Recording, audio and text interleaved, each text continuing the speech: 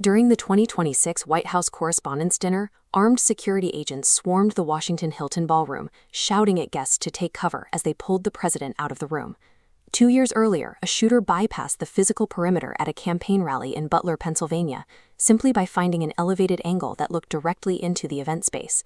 To stop these kinds of breaches, we are going to build a comprehensive, multi-layered site security and rapid evacuation plan.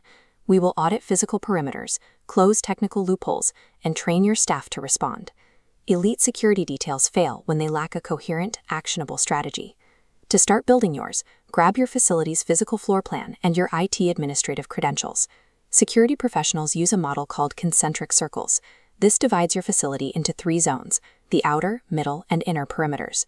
Look at your floor plan. Draw your outer perimeter around the surrounding neighborhood, tracking travel routes and nearby streets. Then, map the middle perimeter tightly to your facility's physical barriers, the exterior walls, fences, and locked doors. The final line of defense is your inner circle. This is the specific room or event space holding your critical assets, VIPs, or executives. With the zones mapped, walk the physical site. You are specifically looking for any vantage points outside your boundaries that offer a clear line of sight looking down into that inner circle. Before the 2024 Butler rally, advanced security teams actually identified a major line of sight risk, but they altered their mitigation plans based on staff input and didn't communicate the final decision up the chain to leadership.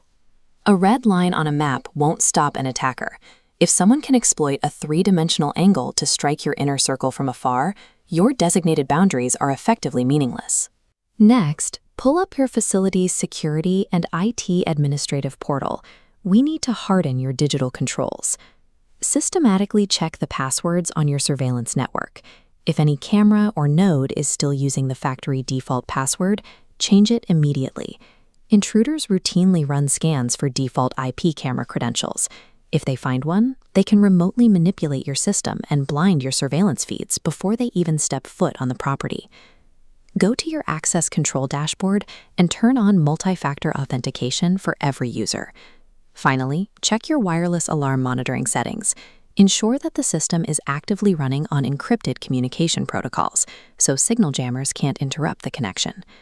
Relying on out-of-the-box configurations leaves hardware exposed, turning high-end security tools into an open door for digital bypasses. Moving back to the physical space, your middle perimeter is highly vulnerable to tailgating when an unauthorized person slips in right behind an authorized employee.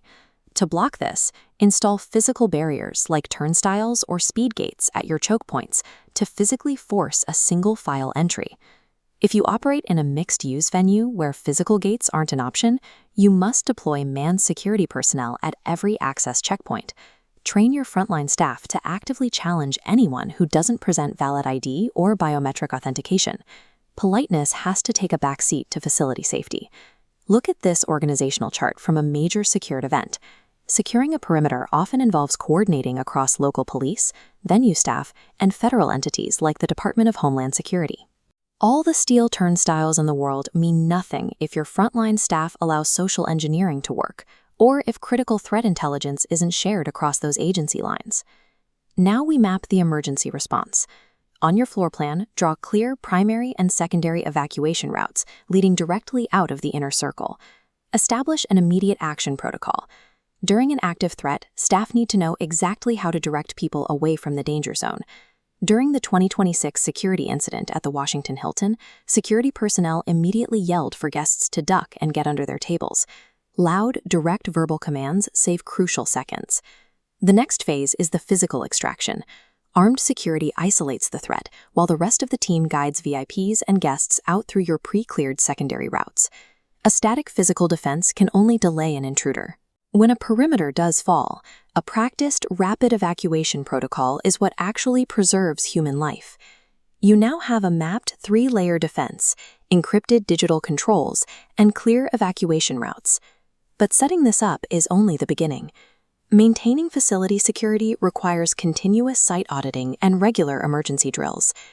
Take this finalized plan and distribute it to your frontline staff, as well as your local law enforcement partners, right now.